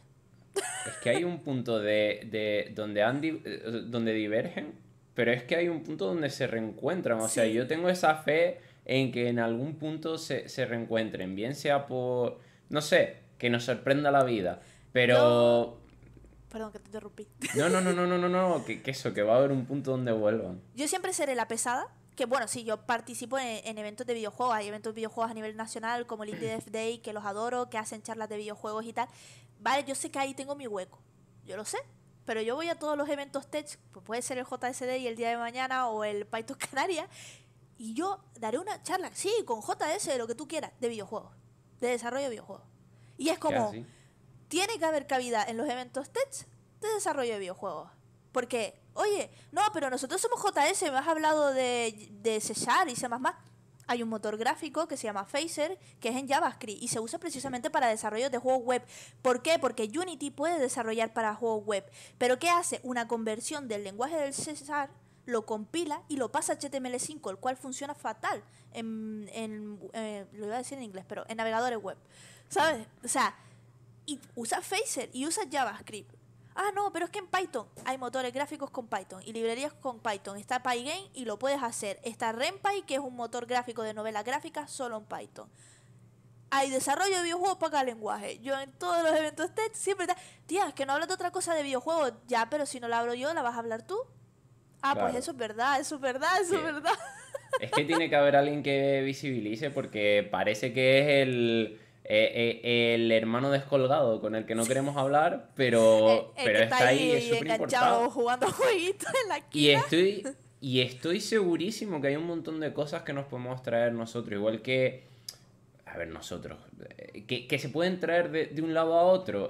Por ejemplo, nosotros está muy en auge ahora el tema de, oye, pues vamos a hacer Agile, vamos a hacer Stream Programming, TDD, buenas prácticas, tal. Vale, que viene más orientado del mundo empresarial, ¿vale? Pero ¿cuántas metodologías y cuántas cosas no han innovado en el mundo de desarrollo de videojuegos que se puede extrapolar hacia el otro lado? Al final es lo mismo, ¿sabes? Y si invirtiésemos un poquito más en no estar tan separados, sino juntarnos, estoy seguro que el crecimiento, aunque sea en paralelo, pero la comunicación sería mejor y podríamos traernos un montón de cosas y compartir cosas entre digamos, las dos ramas del desarrollo que hay. Sí, no, al menos yo siempre lo he dicho así, de las dos ramas, porque que siempre lo he visto como muy separado, ¿no? Porque es eso, si a lo mejor en un evento alguien que se dedica a desarrollar juegos, no tech, de lo que sea, Python o lo que sea, no habla de esto, es que no lo ves.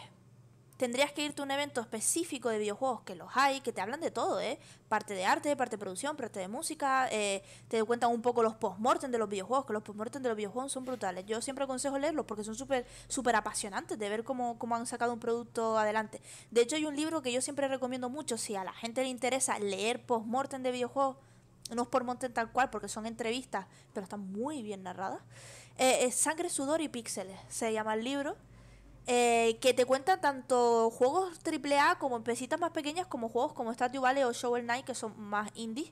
Y me encanta ese libro, Sangre, Sudor y Píxeles, porque te cuentan realmente las pericias que se hacen para desarrollar videojuegos. Y nada más en la introducción del libro te ponen, sacar un juego es un milagro.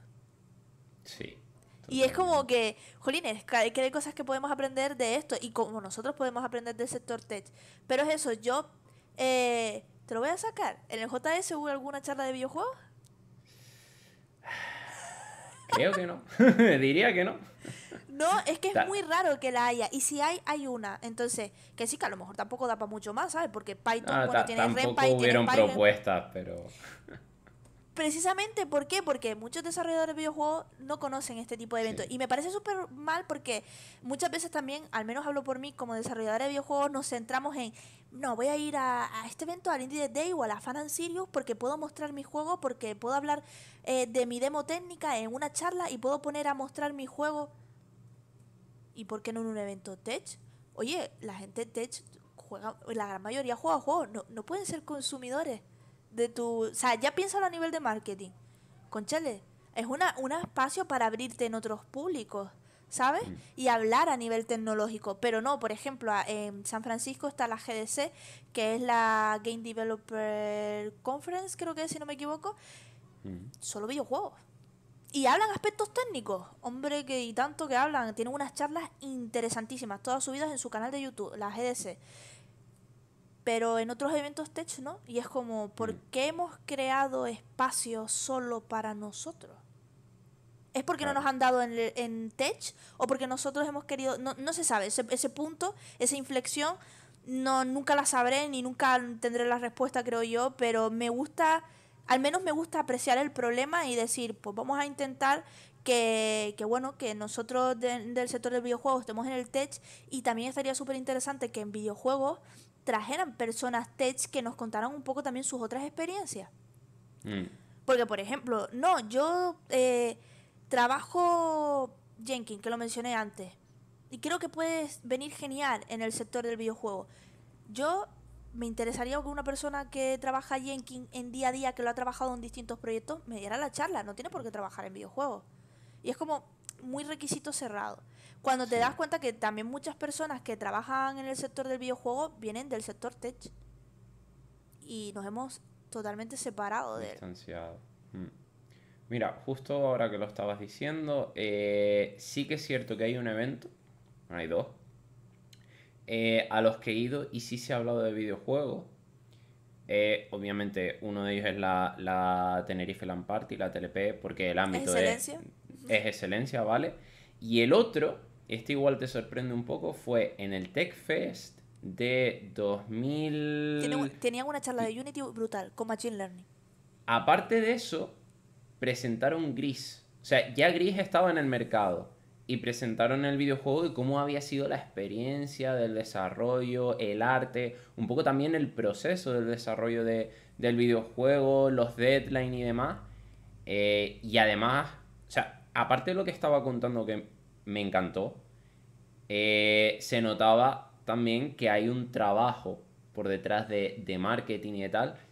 A mí se me pusieron los pelos de punta. O sea, la puesta en escena y el... Ya no solo el cómo vendió el juego, que también era parte de, sino el cómo explicaba todo, dónde encajaba las canciones cuando él estaba hablando de... Tú dices, esto es una maravilla. O sea, yo en esa charla puedo decir que como ponente que he sido, aprendí y cogí un montón de tips de cómo lo hizo él. O sea, y aparte de toda la cuestión técnica que dijo, pero, o sea, que te puedes nutrir mucho.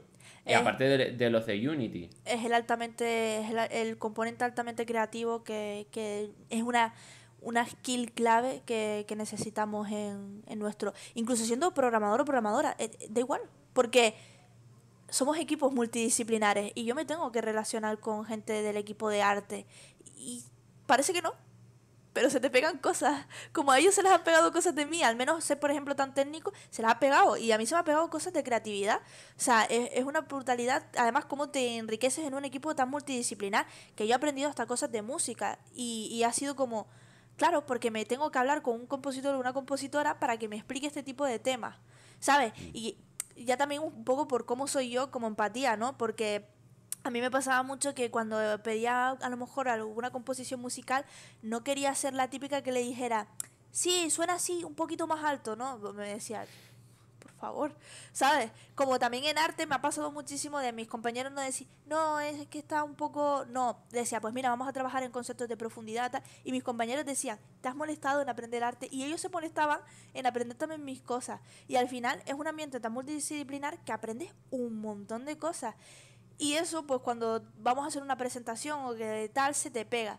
Yo creo que, por ejemplo, a mí me han dicho, qué bonitas son tus diapositivas. Y es como, creo que se me ha pegado algo de hacer jueguitos y de tener siempre ese componente creativo, de que todo quede bien, de que todo sea interactivo. Se me ha quedado un montón, pero muchísimo. Y que bueno, y que todas mis charlas tienen nombres curiosos y tal, porque ya mi propio sector como que me ha hecho mella, muchísimo. Como y que ya no lo veo igual. Y creo que ese tipo de cosas también pueden influenciar un montón. Claro.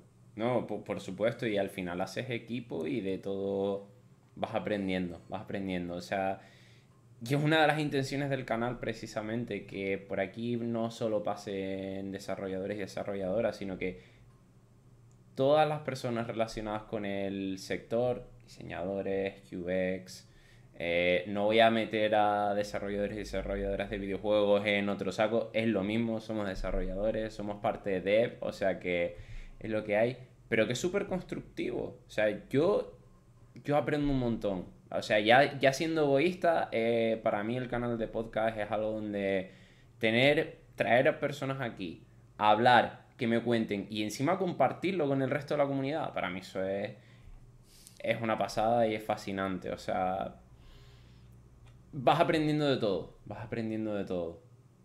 No, la verdad que Bueno, sí, o sea, a mí también por eso me gusta muchísimo participar en podcasts, entrevistas y tal, un poco porque también me nutro y me enriquezco yo y pues ya lo he dicho, es que a mí me gusta mucho compartir todo lo que sé, o sea, todo, es en plan, toma, sobredosis de información para ti, porque no sé, me gusta que la gente también aprenda y que sepa cosas y demás y yo soy una persona que uno de mis hobbies es estudiar, entonces,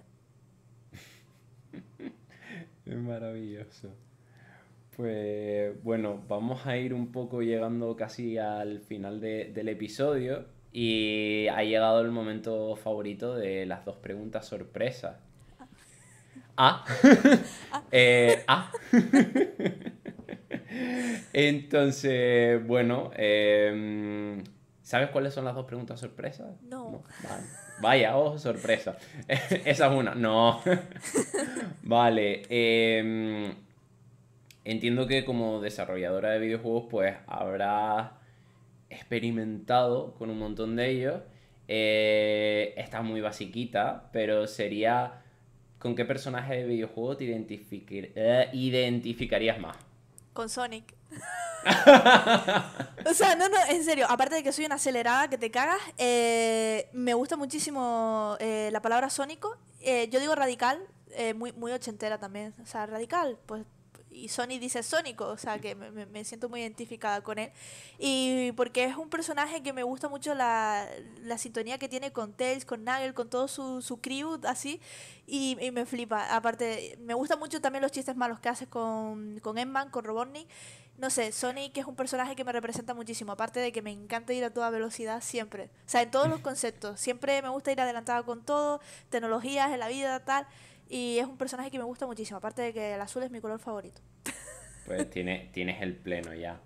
Bueno, pues vamos a descartar la pregunta de cuál es tu videojuego favorito, porque ya entendemos que es Sonic, entonces... Esa pregunta es complicada porque normalmente digo, si me van a hacer esa pregunta, por favor que sean un top 5, ¿sabes por qué? Ah, bueno, perfecto, perfecto, perfecto, perfecto. Porque, Bueno, o sea, sí puedo decir que Sonic es uno de mis juegos favoritos. En concreto, Sonic Heroes de PlayStation 2. No todos los es Sonic un me gustan, clásico. pero Es Sonic un Heroes de clásico. PlayStation 2 me parece una brutalidad de juego y es un juego que me flipa y que pondría como mi top uno porque también es un juego que marcó muchísimo mi infancia y es un juego que marcó mucho quién soy hoy en día. Así que yo pondría Sonic Heroes como número uno. Es un juego que me flipa. Pero es que tampoco sería nadie sin mencionar Super Mario Galaxy. También es un juego que me marcó muchísimo. Mario también es una de mis figuras, grandes figuras a la hora de estudiar diseño de videojuegos porque es brutal, es brutal. O sea, todos los juegos de Mario son impresionantes a nivel de diseño y si no se mencionan, yo puedo morir en paz. Entre mi tercer juego favorito, Cuber. Venga, venga. Oh. Me encanta Cuber, ¿Cómo? soy una gran fanática de los juegos arcade, me gustan muchísimo los juegos arcade, de hecho fui jurado en un concurso de juegos arcade aquí en España, porque adoro los juegos arcade hasta un punto infame, o sea, yo adoro los juegos arcade, vivo por los juegos arcade, o sea, me gustan muchísimo, pero Cuber le tengo un cariño especial, es un juego arcade que me parece súper interesante, súper innovador para la época, porque no existía el 3D y es un juego que se ve en 3D. O sea, me parece brutal, me parece, a nivel técnico, me parece una auténtica maravilla y he jugado incluso en la recreativa original traída de Estados Unidos en el Museo Arcade Vintage aquí en España, ¿Qué que dice? he jugado el Cuber original traído de Estados Unidos. O sea, que es una brutalidad. Y después, o sea, si ya te he mencionado el Super Mario Galaxy, Sonic Heroes, Cuber como uno de mis juegos favoritos, tengo que mencionar, como no, un Zelda.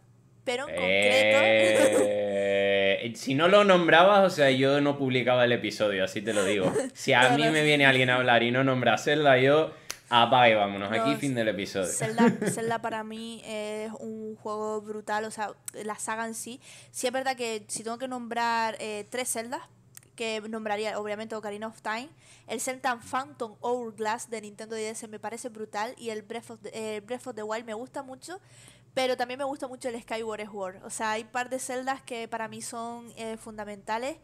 Y te digo, Phantom Hourglass me marcó muchísimo también. Me gusta Zelda en sus distintos formatos y demás. Sí, Y el Minish Cap también es un juegazo de Boy Advance de Zelda que es brutal. estoy de Y, acuerdo. y ya, el quinto, tengo que mencionar mi saga favorita. Yo es que ahí ya no diría, no, es que este me gusta más. No, Harvest Moon. Me gusta cualquier juego de Harvest Moon. Me encantan los juegos de granja. Como dice mi madre, la afición de mi hija es plantar papas, pero en el ordenador. Además, lo dice mucho, ¿no? A mi hija le encanta plantar papas. Ah, sí, tiene una cosecha. No, no, en el ordenador, en los juegos de ella.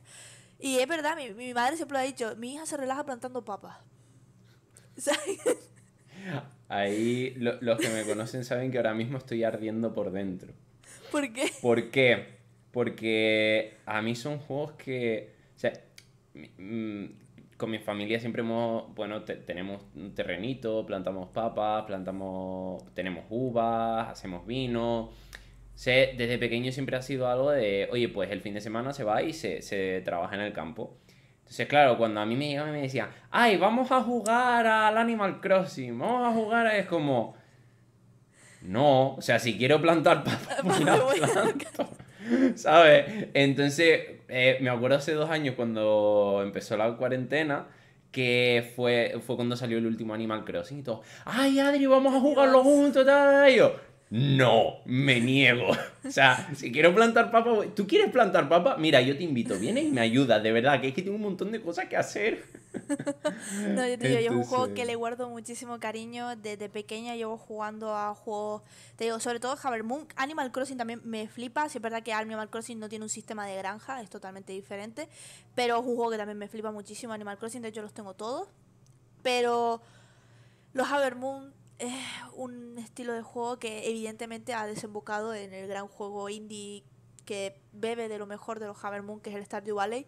Y todo el mundo me conoce por eso. De hecho, es que creo que incluso en mi grupo de amigos hay un meme de mío, en plan, vamos a plantar papas y... y porque me sales tú. encanta. Sí, es que me encanta porque me relajan un montón ese tipo de juegos y tal. O sea, es que me relaja muchísimo. O sea, yo no podía vivir sin un Harvest Moon. O sea, no puedo. De hecho, tengo de Game Boy Advance, de Wii, de Switch, de todo y me flipan los Harvest Moon. Ese tipo de juegos son como mi relax después de jugar un Sonic que acabo aceleradísima de la vida. Pues en vez de me voy a plantar unas papitas porque estoy muy a tope de power. Pero sí, yo diría Mantiene que esos el juegos, balance. totalmente. Yo diría que esos son mis juegos por excelencia. Y te digo, tiene que estar la época de los arcades marcada. Y Cuber me encanta. Aunque también soy muy fan del Space Invader, aunque quede muy mainstream. Pero el Space Invader también me marcó muchísimo. Es un clásico y mola. De hecho, yo me acuerdo, no sé si, seguro que sí, llegaste a jugar al Tekken 5. En la pantalla de carga, cuando tenías que esperar, te ponían el Space Invader. Tú te ponías ahí. Me Es que acuerdo de es un un día con la juegazo. tontería estar más tiempo jugando al Space Invader que llegar de verdad al Tekken 5. Y he jugado a la recreativa original también del Space Invader. Yo, qué Y a la pasada, Donkey Kong original también he jugado. qué Aunque pasada. también tengo que admitir que si tengo que poner un bonus de juegos extra, metería el Elite Beat Agents, que es un juego de Nintendo DS, que a día de hoy, pues bueno, si tuviéramos que conocer un juego que sigue muy vigente es el Osu. Y me encantan los juegos musicales, como los buenos asiáticos y asiáticas que se enganchan ahí y solo ves, Sí, esa soy yo, sí. Sí, sí, maravilloso. pero me encantan, me encantan. O sea, juego, es más, de hecho, cuando tenía 15 años llegué a quedar entre los 100 primeros puestos de España en Osu. Porque es que me encantan los juegos musicales y Sónico, me gusta mucho la velocidad. Sí, vas a tope. Y si tuviera que descartar un género de juegos que absolutamente no juego, es juegos de género de terror o psicológico. No juego. Resident Evil no va No, contigo. soy muy asustadiza, pero con todo, no veo pelis de miedo ni nada. Soy súper asustadiza, súper asustadiza. Y juego shooter. Porque se me da extremadamente mal. No sé qué se me ha pasado en la vida, que a mí los shooters, pues se me da muy mal, se me da muy mal. Los shooters, no simpatizo con ellos. Que he jugado, oye, me encanta el Battlefront, es de mis shooters favoritos, más que nada porque me flipa Star Wars. Pero no. No, no, No. no, no, no, no, no, no, no, los shooters a mí no me, no me También simpatizan pues se me dan fatales. va en decreciendo. Yo me acuerdo cuando tenía, yo qué sé, 9 años, abrieron un ciber al lado de donde trabajaba mi madre y yo cuando salía del colegio iba allí todas las tardes. Yo hacía la tarea en la trastienda de, del trabajo de mi madre. Y cuando terminaba, mi madre decía, bueno, pues mira, en lo que viene a recogerte tu padre para llevarte a casa, porque ya terminaba a las 9 10 de la noche, si quieres vete al ciber y juegas ahí un ratito, lo que sea. Claro, yo iba al ciber con 9 años y estaban los pibes jugando al Counter-Strike en LAN. Claro, yo llegaba allí, tú imagínate un niño con 9 años llegar y estar los chavales de 14 15 jugando al Counter. Bueno, tuvo su inversión. No, no era malo, no era malo. Después con los años, pues todo eso en lo que era bueno fue indecreciendo, ¿no? Pero, ¿qué le vas a hacer? Pero sí, no, y aparte te digo que hay muchísimos juegos más, o sea, de juegos indie, no he mencionado ningún indie, pero vamos, de juegos indie la lista es estratosférica de juegos indie. Infinita. Sí, es que a mí los juegos indie me apasionan, o sea, de hecho uno de mis juegos favoritos indie es el Hue, que es un juego de puzzles brutal, con básicamente el mundo es blanco y negro, y los puzzles juegan con el espectro de color, por eso se llama el Hue. Chu. Brutal, es muy original ese juego, me encanta, los puzzles son muy originales. Y te digo, los juegos indie, es que ya tendría que ser mi top de juegos indie. Aparte de los juegos que me han marcado durante toda la vida. Porque sí es verdad que los indies me llegaron tarde, ¿no? También fue una industria tardía, los juegos indie, Sí, porque antes eran en empresas. Los indies se empezaron a abrir con Xbox, que tuvo un programa de juegos independientes, y con Steam Greenlight, que ya no está. Ahí empezaron a surgir los indies. Pero es que los indies empezaron a surgir hace 10 años. No más, 10 12 años. exacto. Entonces, Sí, sí, sí. no los puedo poner así como juegos que tal, porque yo en una Game Boy Advance no jugaba en un indie, o una Game Boy Color no jugaba un indie. Pero sí es verdad que en mi etapa posterior, porque yo tuve una etapa de transición, o sea, yo jugaba al LOL con 15 16 años, mucho Osu, mucho juego tal, y sí es verdad que como por el hecho de ser mujer y tal, por lo típico, ¿no? Sufres como mucha discriminación y demás. Y me di cuenta de que decía yo, pero si yo jugaba a un montón de juegos cuando era una cría. Mm. Y ahora solo juego al mismo juego todos los días, en el cual yo vi la cantidad de horas que le echaba al juego y dije, no. Yo empecé a echar horas de la cantidad de horas que le eché al juego y dije, ¿cuántos juegos pueden ser esto? O sea, juegos en plan de jugar a mi Nintendo DS o Sí. ¿cuántas horas puede ser? ¿Cuántos juegos me he perdido por estar aquí? Y descubrí los indies a raíz de eso. Y dije, no vuelvo a perderme esto por más, vamos, por nada del mundo. Sí que es verdad que me he echado alguna partida al LoL, al Wild Rift sobre todo, al Pokémon Unite también me he echado partidas, pero intento No que no más saquemos solo. el tema, no saquemos el tema. Sí es verdad que me gustó mucho, yo le eché como 40 50 horas al Pokémon Unite, sí es verdad que ya cuando no sacaron más personajes me aburrí y dije, pues ya Han no juego sacado más. más, han sacado más. Sí han sacado, Bueno, de pero no, hecho, no lo suficiente. Claro, pero vengo del ritmo vertiginoso de personajes del LoL, claro. que ya tienen un montones, entonces es como, ¡buah! Pues te acabas aburriendo un poco. Aparte que la gente es muy mala jugando al... Lo dice, se lo estás diciendo a alguien que, mira, vamos a decirlo ya, se lo estás diciendo a alguien que ha estado en el top 100 del Pokémon Unite, La ¿de gente es muy verdad? manca, ¿De lo siento. verdad? No, en comparación a lo mejor al LoL o a otro tipo de juegos, es como que te cuesta más ganar, pero es que en el Pokémon Unite a veces hay como una Eh, descompensación en las partidas brutal. claro, a ver, yo te puedo dar mi punto de vista semiprofesional porque al final me retiré a tiempo, ¿vale? A ver, lo que pasa es que, por un lado, las partidas de League of Legends son de más de 20 minutos, porque el tiempo de su render es de 20 minutos, y las partidas del Pokémon Unite son de 10 minutos. Igual que el League of Legends, el Wild Rift, el de móvil. El Wild Rift, exacto. Entonces, ¿qué pasa? Cuando tienes poco tiempo, unas partidas de 10 minutos pues encajan muy bien, porque dices, oye, bueno, pues cuando vienes de en tu pasado haber jugado juegos que tienen mecánicas más complejas, como puede ser League of Legends, Wild Rift, yo no he jugado Dota. Wild Rift, pero Dota, El Dota incluso, sí que es complicado. claro, entonces ya tienes ciertas cosas y ciertos mecanismos interiorizados. Cuando llegas a un Pokémon Unite que son cuatro mecánicas básicas y te llevan un tiempo de 10 minutos, pues te es muy sencillo. ¿Qué pasa? Que no puedes comparar 12, 13 años de una persona que ha jugado al LOL a una persona que acaba de coger su Nintendo Switch hace 3 años y es Vale, su primer MOBA. te lo compro. Entonces ahí, claro, el sistema de emparejamientos no estaba tan pulido. Y encima cuando ya entrabas en un equipo semiprofesional, pues la gente ya no es mala. Entonces te era muy sencillo despuntar y que tu win rate se subiese de un 55% a un 78% fácil. Exacto.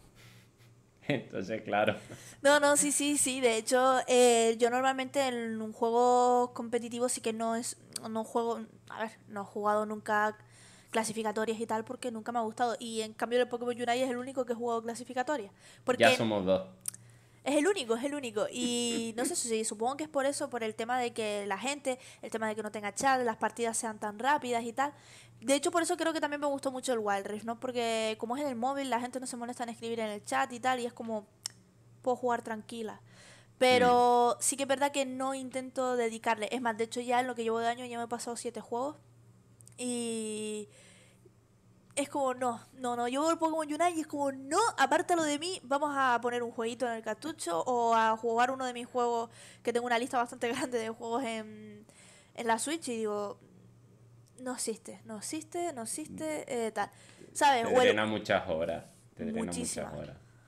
Me drena horas y a veces yo que soy bastante temperamental me enfado. En plan, chacho, es que me lo que está haciendo tal y es como, no, es mi tiempo libre. Yo en mi tiempo libre me divierto.